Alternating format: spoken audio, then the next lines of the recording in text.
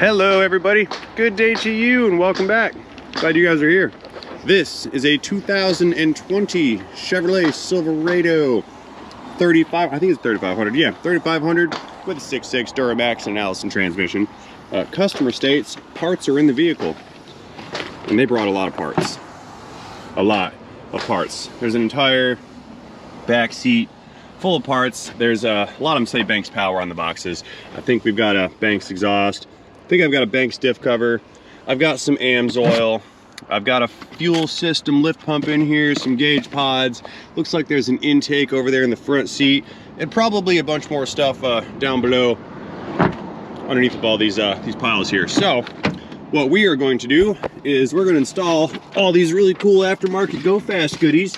We're going to wake up this L5P Duramax. It's going to sound good. It's going to make power. Starting Z engine. We're going to put a pedal monster on it, I think. We're going to install some iDashes similar to the ones that are in my my Silverado, and whatever else is inside this thing, we're going to get that stuff installed too. All right, let's get our windows down until our AC climate control starts waking up to cool off this cabin. It's a little warm in here. It's been out in the beautiful sunshiny Florida weather all day. What do we got on our odometer here? Looks like 72,158 miles on the clock. Not bad at all. So full disclosure, from this point forward, I'm really not certain exactly how much of all this stuff right here we're gonna get installed today. So this may end up being a multi-part series. I don't know. I don't think I can get through all this stuff today. Like I said, we got an exhaust, an intake, a bunch of electronical stuff to install. So this may end up being a multi-part series. Oop, don't want to hit my lawnmower trailer. I have to put blades on the mower today. They're bent. One of them's bent, and they make noise. And they're kind of, they're eroded. The ends of the blades are all worn away and super jagged, and they're highly ineffective. So I had to order some new ones from the interwebs. Anyway, that is inconsequential information to the topic of this video, so let's get back on point. We're gonna go ahead and nose this thing in. We're gonna give it a quick look around, see what if she needs any actual mechanical repairs, which I don't think it does. It's fairly low mileage, and this is a heavy duty unit, but you never know what you might find. So we're gonna give it a quick look around. We're gonna pop the hood, and we're gonna see where we're gonna get started. Oh, Dave's gonna drive us in. Thanks, Dave. Right, I think we're good right here. We're good right there, buddy. I'm not going up in the air. We're good. Thank you, sir. Parking's the auto. Pew. Power down. Look in rear seat reminder. It's a shame we've come to that. Yep, there's stuff in the rear seat. Okay, all right, let's hop out, unload all these goodies, and see what we got to work with here. Oh, going back in, I forgot. Popsy hood. Big old front end. Let's see what we got in here. Under the bonnet. Yepper, that's our L5P Duramax. Very nice unit. Okay, looking good in here. Well, since we're here and we're under the hood, we have to get started somewhere. Maybe we can go with the intake system first, and then we'll start from the front and go to the back. That seems to be a reasonable path to pursue this component installation. I was going to call it a repair, but we're not really repairing anything. Okay, it's been like a Banks Power Christmas time unpackaging session over here. I've got, I didn't unpack the exhaust. I did unpack all of the charge air tubing. So I've got a hot side pipe set and a cold side pipe set. Then we've got the ram air intake with the very, very large Banks air filter. This is the diff cover that goes in the rear axle. Let's see, what else do I have here? I've got all some clamps and some hardware. All of the rubber components designed to join together all of the piping and tubing, and this is just part of this the intake system. I've got some more in the box down here. That's the air filter housing, the elbow for the intake bracket, or for the intake rather. And over here in those boxes, there's some electronical stuff. I think there's some iDashes in there, a pedal monster, and I think there's a Derringer Tuner set up in there. That Derringer Tuner is probably worth its own video, so we are probably not going to unbox that today. But I think what I'd like to get done is going to be the intake and the turbo plumbing components. So we're going to remove the old pipes, and we're going to put on these new pipes, and then that old intake manifold or intake plumbing is going to come off. and I'm gonna put the new stuff on that as well. So we'll have a new intake and filtration system, and our turbocharger will have new intake and exit pipes down to and from its intercooler. So we're gonna make this thing breathe a little bit better. Let's go ahead and roll our parts package around over here, and we're gonna get started. And Troy said I was silly for buying this little this cart right here, because I have that cart and those carts and that one over there. There's a bunch of carts, but he said I was silly for buying this cart. I disagree. It's an excellent parts display cart. What do you guys think? Works for me. I like it. Okay, before we get started though, real quick intermission. Let's pan over here to our Subaru, who's been here. Oh, spillage. Subaru's been here for months due to that broken bolt scenario. And this morning, the fellas got it back in the car. So I did the timing work on it. We fixed all the broken studs in the engine block at the water pump. I fixed the bolt that I broke for the timing belt tensioner, and now it's back together. Yay! So all we need to do is let it run for a while, and we'll recheck it for leaks. The guys are just getting the fluids and whatnot refilled, and eventually we'll have that thing back on the road. Super excited. Okay, we're all prepped up and set up, I think. Let's start disassembly. I'm going to remove our electrical connections from our intake, and we're gonna start unbolting this air box right here. It's a two-piece air box. There's the filter side, and then there's the housing side down below. All this stuff gets saved and put back in the other boxes in case it needs to go back on the car. You never know. All this equipment here is emissions compliant, but if this car ever gets resold, or truck rather, if it ever gets resold, the other owner may not want to have power adders or aftermarket accessories on their vehicle. So we're gonna save all this stuff and return it. That bolt fell down. We're gonna return everything except for that one bolt that I just lost.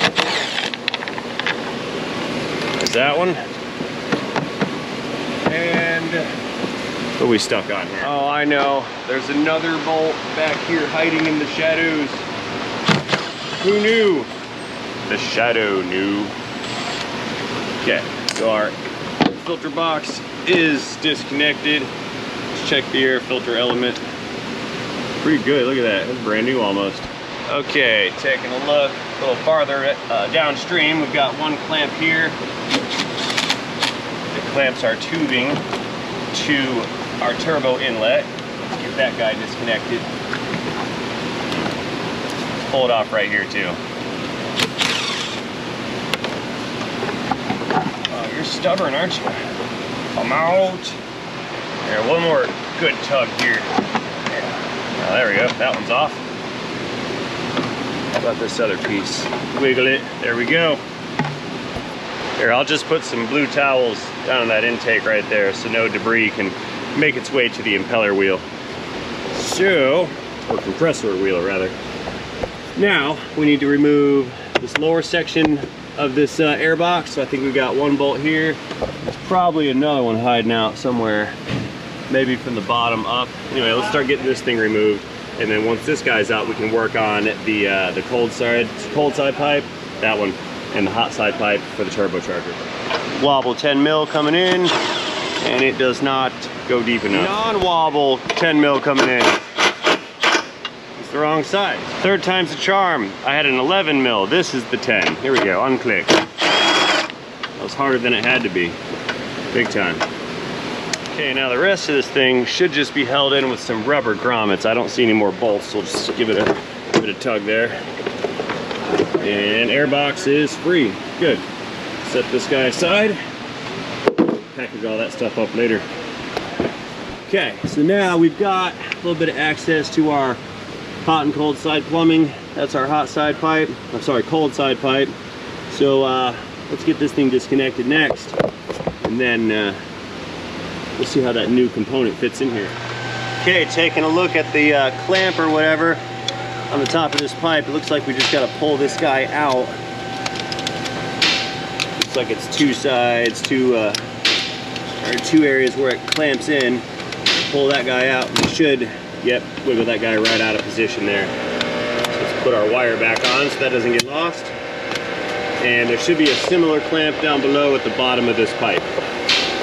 Okay, so it'll be a little tough to see, but we're at the bottom of the charge air pipe right here, and I'm on that little clip with a trim tool.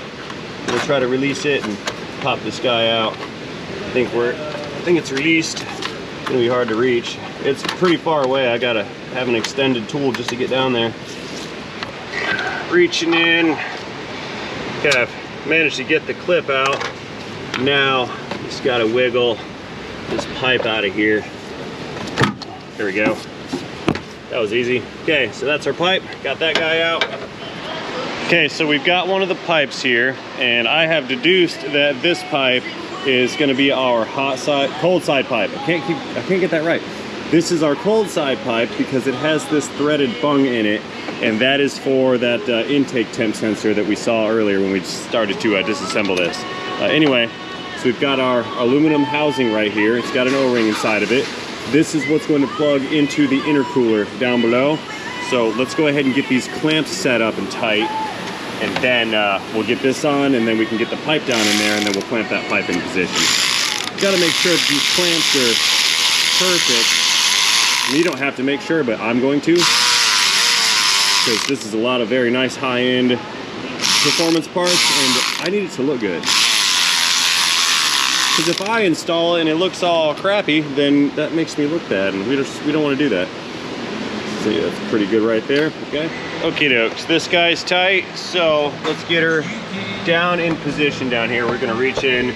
Like I said, I'm gonna put this this clamp on first, or this fitting on first, and then we'll put the pipe on afterwards. Reason being is I've got to make sure that these clamps on these fittings are all oriented properly.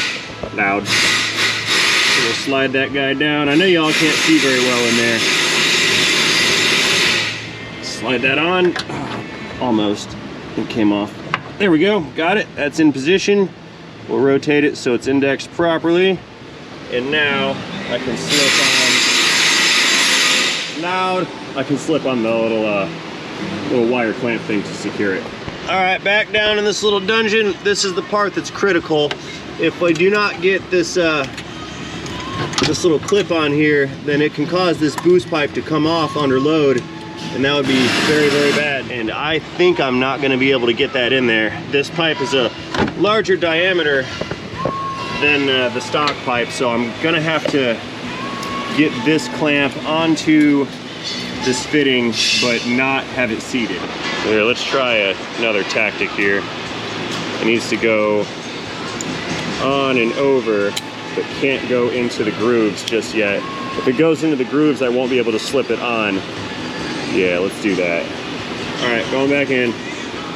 Slight bit of nervousness, because if I touch that retainer ring, it could fall out of orientation. I'll have to start over again. All right, let's slip this guy back in. There we go. That's good. Now, let's clip that ring in. I heard the snap. Let's give it a good tug. Make sure that thing doesn't want to come out of there. And I think we're good. All right. So now, do the next pipe. Okay, now let's get another band clamp in position over that little that rubber adapter thing on there. So we'll get that guy set up right there. We're not going to clamp it yet because there's nothing to clamp it to. So we'll get our pipe in position next. What you need to do is just slip that down into that rubber business, slide it in, and then we can clamp it on once it's oriented properly. I'm thinking, just wiggle that guy in just like so. That's good. Felt pretty good. Okay. Okay, let's put on this this other little housing device right here, and we can see it's got this notch in it. Now that notch is going to help reference the position of that, and I can feel on the back side there's like a little tang sticking out that notch is supposed to ride into. So that tells me that this component is going to be oriented in this direction right here. So let's get that thing kind of slid in and in position, and then we'll get the pipe on. I think it goes, I lost it, right about right there. There we go. Slide that guy up. No, not there. It didn't go on. It's close. Let me try to rotate it. Towel gravity, see it? I'm wondering if my little tang's not lining up. Okay. Right there. It's gonna end up being a two-hand operation. And yes, I did put, there we go. I did put some dielectric on the O-ring inside of there. It does have an O-ring seal. I did put that on there to help slide this over. Okay, let's get the retainer ring over this component, snapped into position here. Again, it'll keep that from blowing off under pressure. There we go. So now, need to slip this pipe in, get that all set up and then clamped on, and that side of the pipe is good to go. We also need to decide what direction we want the clamps to point. See, we can't put them on like that because they'll run into the alternator bracket. So I'm thinking probably in this orientation is going to be best. That's going to give the maximum amount of space for the working business end of it, and it'll give me access to reach and connect everything, or tighten it down rather. There, I need to pull this guy back off. I should not have put that on just yet because I can't get the clamp past the bulge in the center of it. That's an expansion joint. Come off, rubber. There we go. That was easy. So I think, let's try it like this. Let's put them on so the working end of it is facing that way, far away. Yeah, let's try that. I will index the Banks logo so it looks good. We'll point that at us. Orient that properly. And then I'll slip on the other clamp to match the one that's already on. Just slip this guy in and get it set up here. Wiggle that up, give it a tug. Here it comes. More. I need to make this flush with the into the housing here.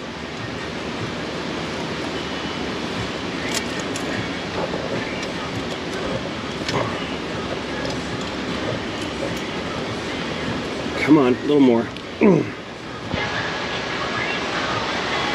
This is slightly more difficult than I had anticipated. I probably should have put some lube on the other side of this bushing here too. I won't make that mistake. Bushing lube on the this boot. I will not make that mistake on the other one or the next one, because now I gotta fight all that friction. There we go. A little bit. That's good. Whew, that was hard. Okay, that's good. Okay, let us start clamping clamps. I think I'm gonna put it right in that position there. That looks pretty good. Nice and square.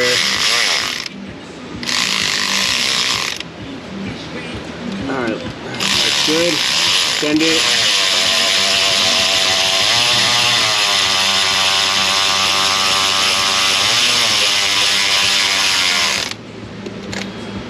Good, and then the next one that fell down, that's got to go in the exact same orientation again, so it looks good. Right about there. Tighten this guy down,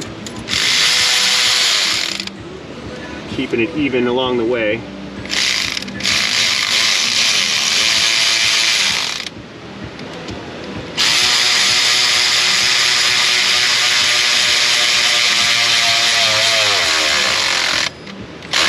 Click. Very nice.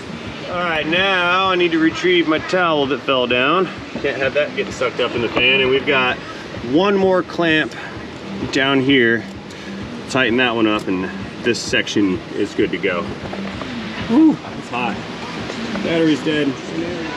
Okay, tight squeeze in there with all this hardware and whatnot hanging out. That's good right there, I think. Let's get that guy tight. Socket coming in. I need a longer extension. Okay, I know you guys really can't see real well because it's like a dungeon down there, but I'm getting that last clamp tight. And then we can go and get the hot side pipe done. Clamp's not running straight. There we go. I'll hold on to it. Oh, wrong way.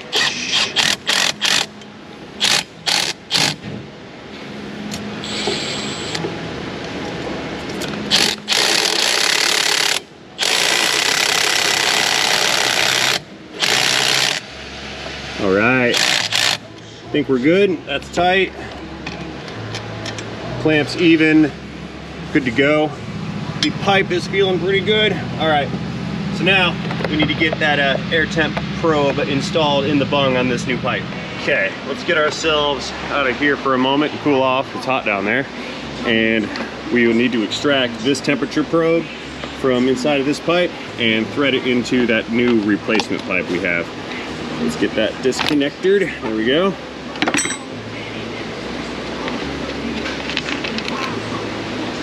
Okay, that'll do. And around over here, let's see if it's gonna thread in properly. I think we're good. A little close call right here on that fan, or fan shroud rather. That should be okay. As long as the connector connects and it doesn't run into stuff, we'll be just fine here.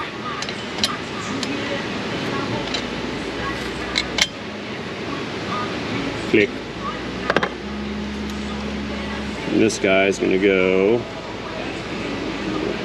like so, somehow, some way. There we go, yep. Snap that on. There we go, and she is secure and connected. Beautiful, all right. You know, I know I just said we were gonna do the hot side pipe, but I kind of changed my mind. I would like to just get this side of the truck done and get this intake installed first. There's really no reason to not get this section set up properly. So let's just get our intake system together, and then we can go do the hot side.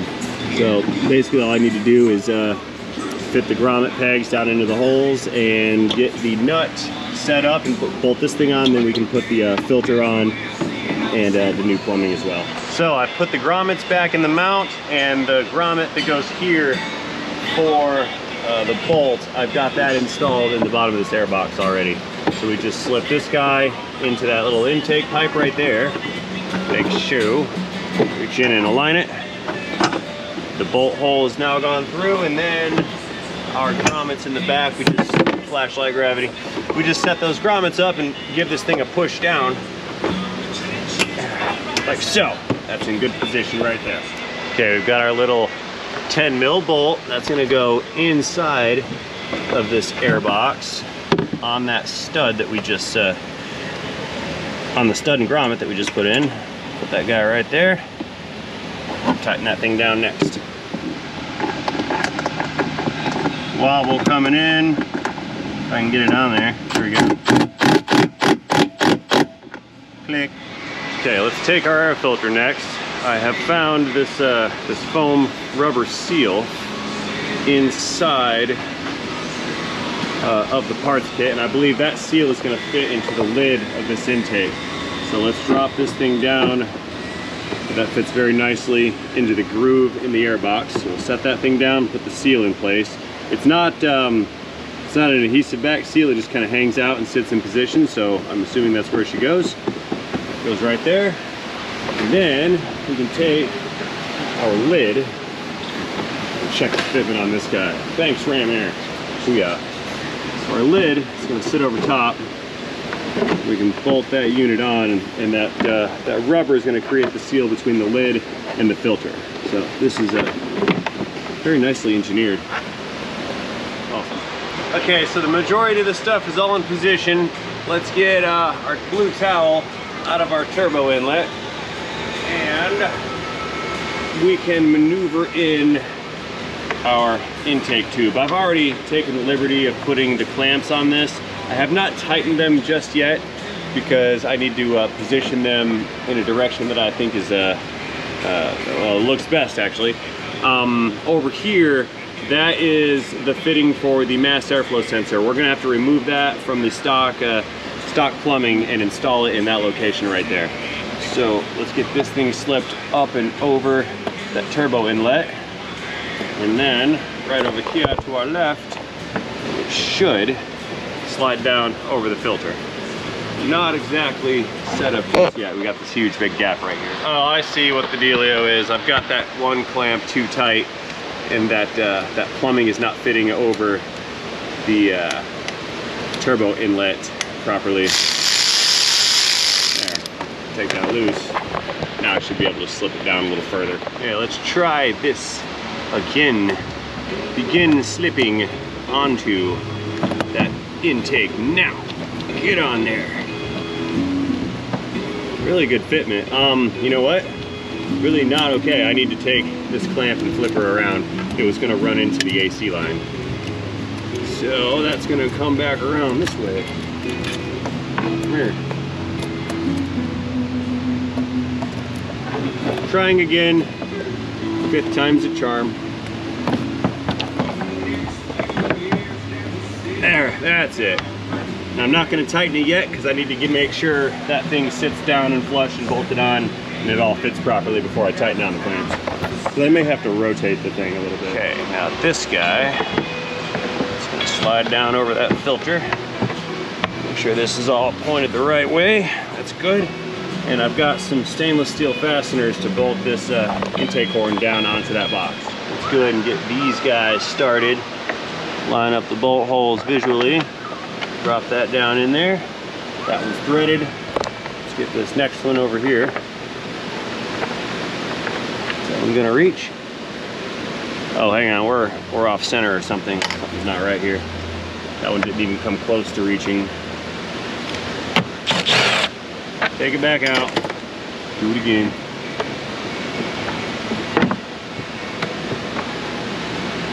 Is that better?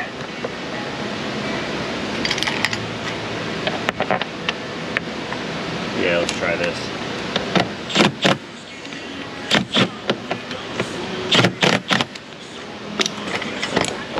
We'll get this next one over here. That's closest and easiest to manipulate.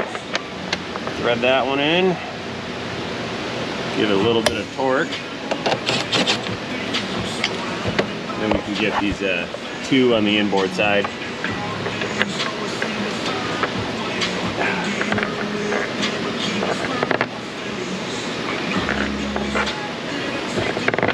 So close.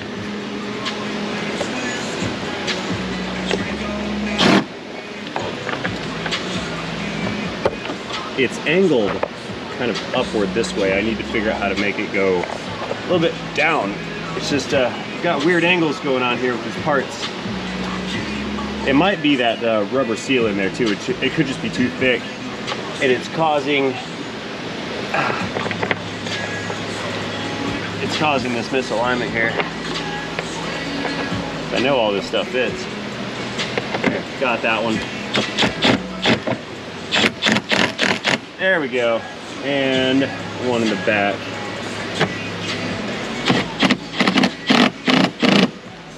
Nice. Okay.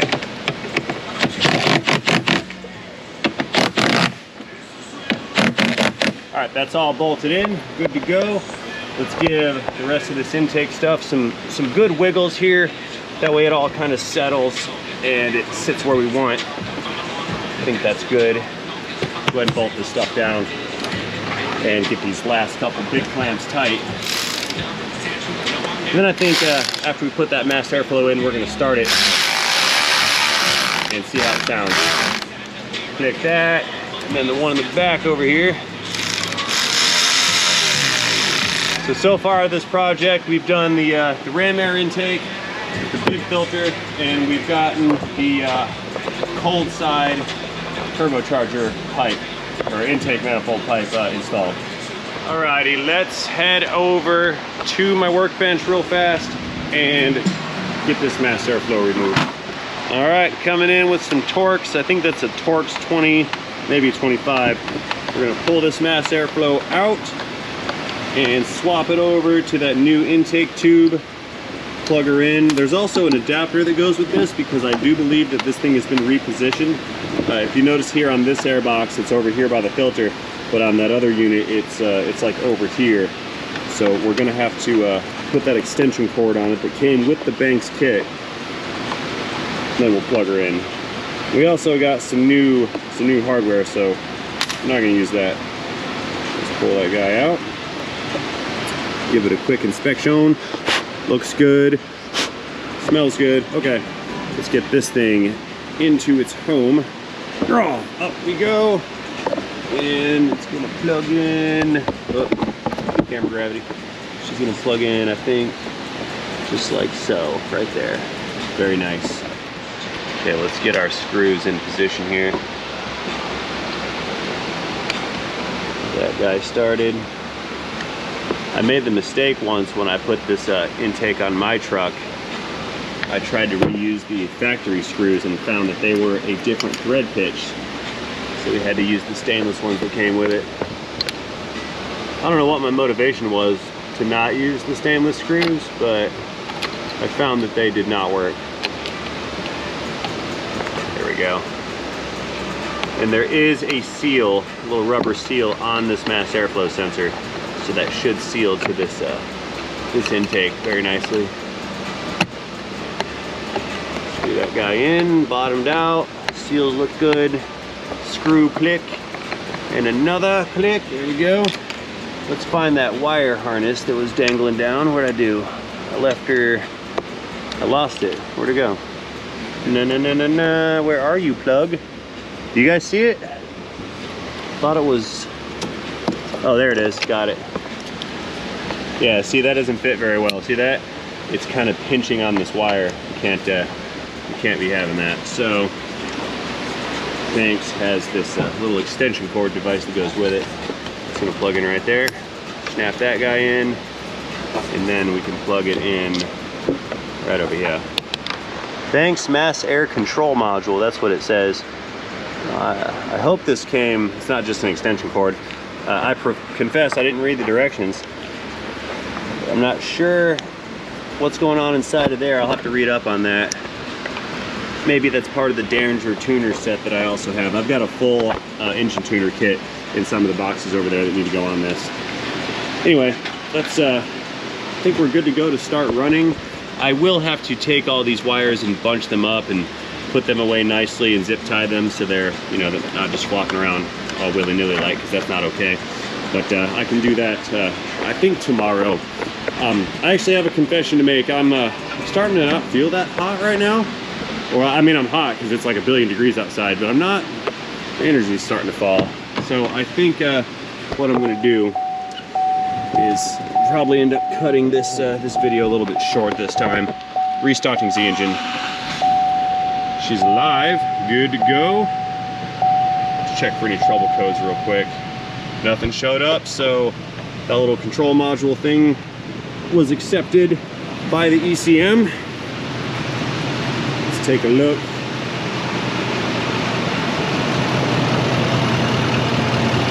Everything's still looking good. Sounds really good. Super throaty. You guys hear that? Here, stay right here. I'll give this some throttle so you can hear what she sounds like.